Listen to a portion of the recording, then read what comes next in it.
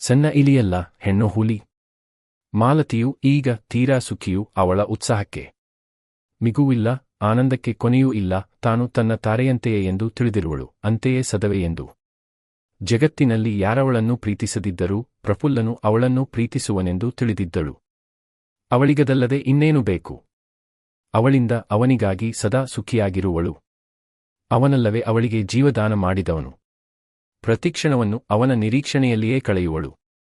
ಪ್ರಫುಲ್ಲನು ಮಧುಕರನ ಮಗನ ಸಹಪಾಠಿ. ಮಧುಕರನ ಮಗನೆಂದರೆ ತಾರೆಯ ಗಂಡ, ಮಾಲತಿಯ ಅಣ್ಣ. ಮದುವೆಯು ಮಗಿದ ಬಳಿಕ ನಿತ್ಯವೂ ಪ್ರಫುಲ್ಲ ಮಾಲತಿಯ ಅಣ್ಣ ಮಹೇಶನನ್ನು ಕಾಣಲು ಬರುತ್ತಾನೆ.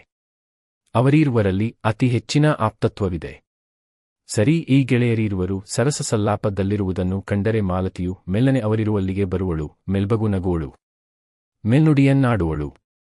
ಮಹೇಶನಿಗೆ ಇದರ ರಹಸ್ಯ ಮಾತ್ರ ಮೊದಲು ತಿಳಿಯಲಿಲ್ಲ, ಆದರೆ ಕೊನೆಯವರೆಗೂ ತಿಳಿಯದಿರುವುದಂತೆ. ಎಂದಾದರೂ ಮನೆಗೆ ಬಂದಾಗ ಮಾಲತಿಯು ಕಣ್ಣಿಗೆ ಬೀಳದೆ ಹೋದರೆ ಪ್ರಫುಲ್ಲನು ತನ್ನ ಗೆಳೆಯನನ್ನು ಏನು ಮಾಲತಿಯಲ್ಲಿ ಎಂದು ಕೇಳುವುದುಂಟು.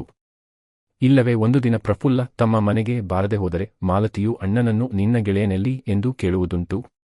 ಆದರೆ ಮಹೇಶನಿಗೆ ತನ್ನ ಬಡ ತಂಗಿಯ ಪ್ರೇಮಮಯ ರಾಜ್ಯದಲ್ಲಿ ವಿಷವನ್ನೆಸೆಯುವ ಸಾಹಸವುಂಟಾಗಲಿಲ್ಲ. ಅವನು ಅದನ್ನು ಪ್ರತಿಭಟಿಸಲೂ ಇಲ್ಲ, ಪ್ರೋತ್ಸಾಹಿಸಲೂ ಇಲ್ಲ, ಕಣ್ಣುಚ್ಚಿ ಕುಳಿತನು. ಈಗೀಗ ಮಾಲತಿಯ ಉಲ್ಬಣವೋ ಉಪ್ಪಟಳವೋ ಮನೆಯಲ್ಲಿ ಮಿತಿಮೀರಿದೆಯೆಂದು ಒಂದು ದಿನ ಮಧುಕರನು ಪತ್ನಿಯಲ್ಲಿ ನುಡಿಯುತ್ತಿದ್ದನು.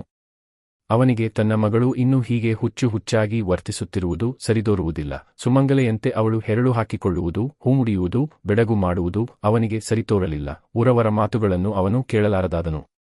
ಮೊದಲೇನೋ ಅವಳು ಚಿಕ್ಕವಳಾಗಿದ್ದಳು, ಆಗ ಅವಳ ಬಾಲಮನಸ್ಸಿಗೆ ನೋವನ್ನ ಮಾಡಬಾರದು ಎಂದು.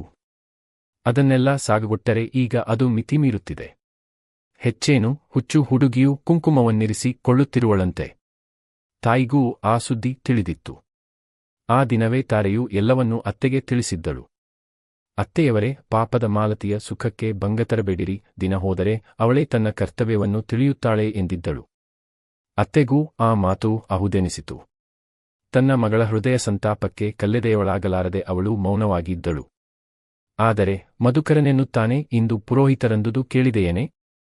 ಮಾಲತಿಯ ಆಟವನ್ನು ಹೀಗೆ ಸಾಗಗೊಟ್ಟರೆ ಇನ್ನೊಂದು ವರ್ಷದಲ್ಲಿ ಅವಳ ಕೈಯಲ್ಲಿ ಮಗುವೊಂದನ್ನು ಕಾಣುತ್ತೀರಿ ಎಂದರು. ಊರ ಮಂದಿಯ ಮಾತಿಗೆ ನೀವು ಬೆಲೆ ಕೊಡುವುದೇ ಎಂದು ಅವನ ಪತ್ನಿಯೂ ನುಡಿದಳು. ಮಗಳ ದುಃಖವನ್ನು ಸ್ಮರಿಸಿ ಅವಳು ಇಷ್ಟು ಕಣ್ಣೀರನ್ನು ಸುರಿಸಿದಳು.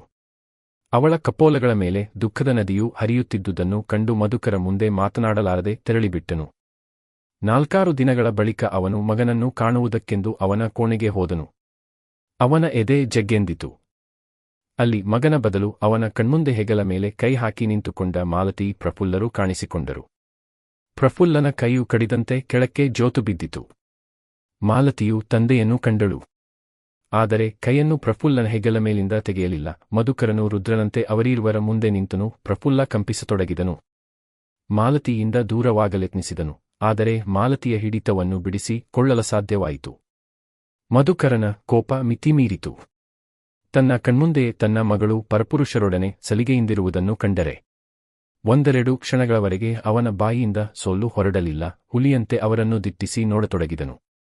ಪ್ರಫುಲ್ಲನು ಹರಿಣದಂತೆ ನಡುಗತೊಡಗಿದನು. ಮಾಲತಿಯು ಶಿಲೆಯಂತೆ ನಿಂತಿದ್ದಳು. ಮಾಲತಿ, ಇದು ಕರುಣೆಯಿಂದ ನಾನು ನಿನಗೆ ಕೊಟ್ಟ ಸಲಿಗೆಯ ಪರಿಣಾಮವೇ ಎಂದು ಕೇಳಿದ. ಮಾಲತಿ ಮೌನ. ಮಾಲತಿ, ಬಾಯಿತೆರೆ. ನೀನು ವಿಧವೆ, ಕುಲಶೀಲೆ, ಕುಲ್ಟೆಯಲ್ಲ, ಸೂಳೆಯಲ್ಲ. ಆಹುದು. ಹಾಗಾದರೆ ಇದು ಅಂಥವರಿಗೊಪ್ಪುವ ನಡೆಯೇ? ಮಾಲತಿಯೂ ಮೌನ. ಮಾಲತಿ, ಬೇಗ ಹೇಳು. ನನ್ನ ತಾಳೆಯನ್ನು ಕೆಡಿಸಬೇಡ. ನಿನ್ನ ಕಣ್ಣುಂದೆಯೇ ಈ ನಾಯಿಯನ್ನು ಒದ್ದು ಓಡಿಸುತ್ತೇನೆ. ಅಹುದು, ನಾನು ಕುಲ್ಟೆಯಲ್ಲ, ಸೂಳೆಯಲ್ಲ. ಮಾತನಾಡಬೇಕೆ?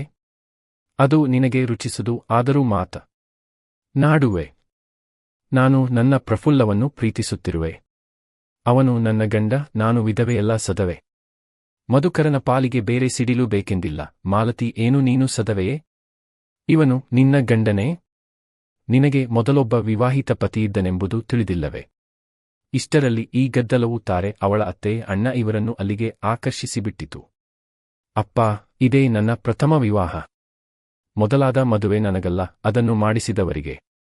ಮೊದಲೊಬ್ಬನ ಬಳಿ ನೀವು ನನ್ನನ್ನು ಕುಳ್ಳಿರಿಸಿದಿರಿ.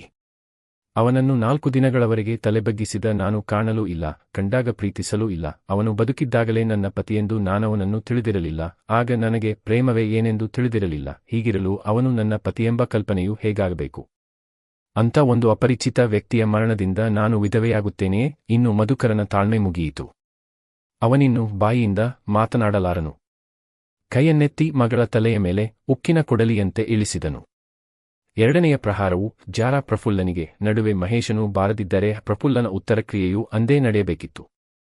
ಅವನಾ ಕ್ಷಣವೇ ಅಲ್ಲಿಂದ ಪರಾರಿಯಾದನು. ಮಾಲತಿಯು ಮಲಗಿದ್ದಳು. ಅವಳ ಬಳಿ ಕಣ್ಣೀರನ್ನು ಕರೆಯುತ್ತಿರುವ ತಾರೆ, ಅವಳ ತಾಯಿ ಶಾರದೆಯರಿದ್ದರು. ಮಧುಕರನು ಬರಿದೆ ನಿಲ್ಲಲಾರದೆ ಮಗಳಿಗೊಂದು ಒದೆಯನ್ನು ಕೊಡಲು ಕಾಲೆತ್ತಿದನು. ತಪ್ಪಿಸಲು ಬಂದ ಶಾರದೆಗೆ ಆ ಏಟು ಬಿದ್ದು ಅದರ ಸವಿಯೆಷ್ಟೆಂದು ಅವಳು ಮನಗಂಡಳು. ಮಧುಕರನು ಕೊಠಡಿಯಿಂದೆದ್ದು ಹೋದನು. ಅವನ ಜೀವನದಲ್ಲಿ ಹಿಂದೆ ಇಂಥ ಸಿಟ್ಟು ಬಂದಿತ್ತೋ ಇಲ್ಲವೋ? ಶಾರದೆಯ ಭೀತಿ ಈಗ ಅಷ್ಟಿಷ್ಟಲ್ಲ. ಮಗಳು ಬದುಕಿರುವಳೋ ಸತ್ತಿರುವಳೋ ಎಂದವಳಿಗೆ ತಿಳಿಯದು. ಮಹೇಶನು ಸ್ವಲ್ಪ ನೀರನ್ನು ತಂದು ಅವಳ ಕಣ್ಣುರೆಸಿದನು. ಬಾಯಿಗಿಷ್ಟು ನೀರನ್ನು ಬಿಟ್ಟನು. ತುಸು ಹೊತ್ತಿನ ಮೇಲೆ ಅವಳಿಗೆ ಎಚ್ಚರವಾಯಿತು. ಸುತ್ತ ಅಣ್ಣ, ತಾಯಿ, ನಾದಿನಿಯರು ಕರುಣೆಯಿಂದ ಅವಳನ್ನು ನೋಡುತ್ತಿದ್ದರು. ಅವಳ ತಲೆಯು ಶಾರದೆಯ ತೊಡೆಯ ಮೇಲಿತ್ತು. ಅವಳ ಕಾಲುಗಳ ಬಳಿಯಲ್ಲಿ ತಾರೆ ಇದ್ದಳು. ಅಣ್ಣನು ಗಾಳಿ ಬೀಸುತ್ತಿದ್ದನು. ಅವಳಿಗೆ ತಿಳಿವು ಬಂದೊಡನೆ ಅವಳ ಬಾಯಿಯಿಂದ ಹೊರಟ ಪ್ರಥಮ ಉದ್ಧಾರವೆಂದರೆ, ಅಮ್ಮ, ನಾನು ಇನ್ನಾದರೂ ವಿಧವೆಯಲ್ಲ, ನನ್ನ ಗಂಡ ಪ್ರಫುಲ್ಲನು ಜೀವಂತನಾಗಿದ್ದಾನೆ ಎಂಬುದು. ಅದಕ್ಕೆ ಯಾರು ಏನು ಉತ್ತರವನ್ನು ಕೊಡಬೇಕು? ತಾಯಿಯು ಬಗೆಬಗೆಯಿಂದ ಮಗಳಿಗೆ ಬುದ್ಧಿವಾದವನ್ನು ಹೇಳಿದಳು. ಸ್ತ್ರೀ ಧರ್ಮವನ್ನು, ಅದರಲ್ಲೂ ವಿಧವೆಯ ಧರ್ಮವನ್ನು ಬೋಧಿಸಿದಳು.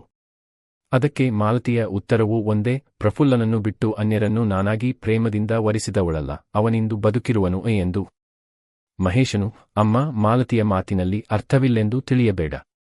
ಅವಳಿಗೆ ಪ್ರೇಮವೇನೆಂದು ತಿಳಿಯುವ ಮೊದಲಾದ ಬಂಧನವು ಶಾಸ್ತ್ರೋಕ್ತವಾಗಿ ನಡೆದಿದ್ದರೂ ದಾಂಪತ್ಯ ಧರ್ಮದ ದೃಷ್ಟಿಯಿಂದ ಸರಿಯಾದುದಲ್ಲ ಎಂದನು. ಮಹೇಶ್, ಏನು ಹೆಚ್ಚು ಮಾತನಾಡುತ್ತೀ? ಮುಂಡೆಗೆ ಮದುವೆಯಾಗಬೇಕೆನ್ನುತ್ತೀಯಾ ಎಂದು ಶಾರದೆ ಕೂಗಿದಳು. ಮುಂಡೆ ಎಂಬ ಶಬ್ದವು ಮಾಲತಿಯ ಕಿವಿಗೆ ಕಾದು ಕರಗಿಸಿದ ಸೀಸದಂತಾಯಿತು.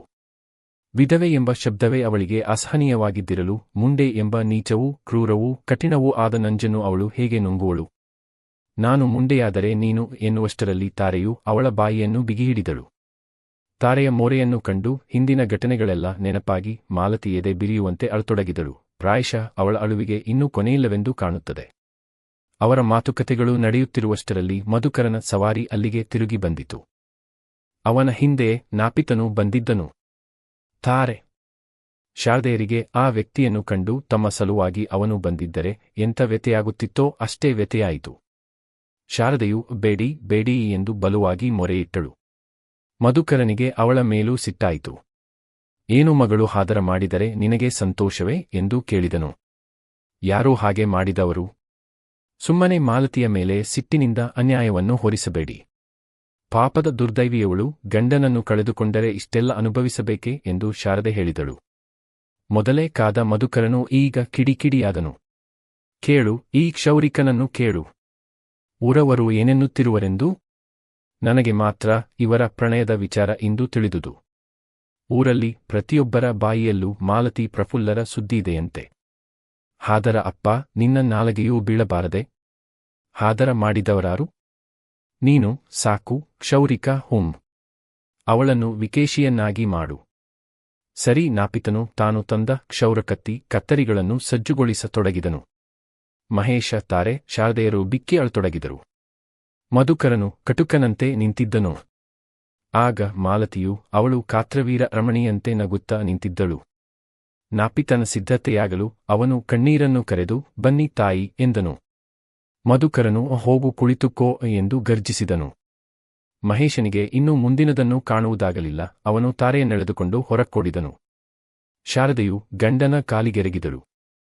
ಮಗಳ ಮೇಲೆ ನಿಷ್ಠುರರಾಗಬೇಡಿ ಎಂದಳು.